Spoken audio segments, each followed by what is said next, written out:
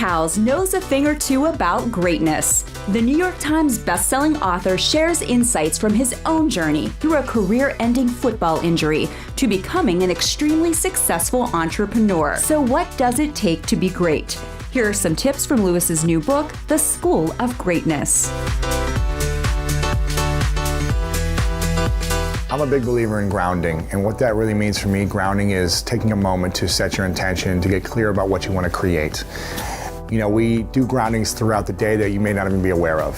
A lot of people ground before they eat a meal. They'll say a prayer or they'll say what they're thankful for. A lot of people in the mornings will meditate for a few minutes. They'll do yoga practice, do something that is grounding them for the day. Or even just working out is grounding you to get clear of the clutter in your mind. So for me, before a big meeting, before a big pitch, a big speech, I do a grounding process where I call a coach and have them ground me on my intention. Allow me to overcome all my fears, let them go, and really get clear on what I'm doing and what I want to make happen in this moment.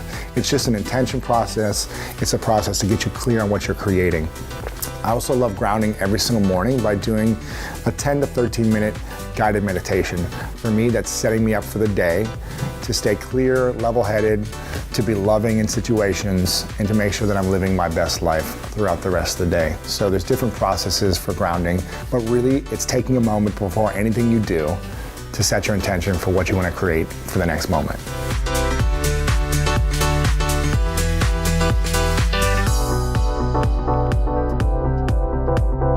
Sleep is one of the key factors in health and in getting things done and in being productive and in being great. If you don't get sleep, you're not gonna have the energy to sustain over a long period of time to produce great results.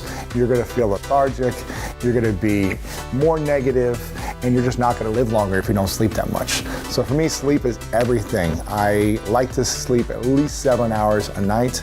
It allows me to recover, especially if we're working out hard at the gym right now, and it's gonna allow you to recover so you can come back the next day and be even stronger. Some best practices for sleep is to not have your phone in the room. Whatever you do not have the phone in the room. If you do have the phone in the room, put it on airplane mode so that there's no vibrations, there's no calls, because some of you probably use it for an alarm clock, or you might use a meditation app or listen to music before you go to bed, but put it on airplane mode if you do. And don't use your phone while you're in bed.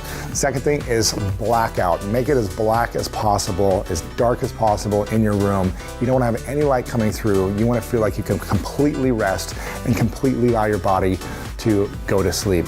I like it very cold. I think being in a cool space allows me to go to sleep much easier. If I'm hot, I'm gonna be uncomfortable. And then there's a plant that you should put in your room. It's called a snake plant. It creates more oxygen at night and allows you to sleep better. So these are a few tips that you can use to sleep better at night.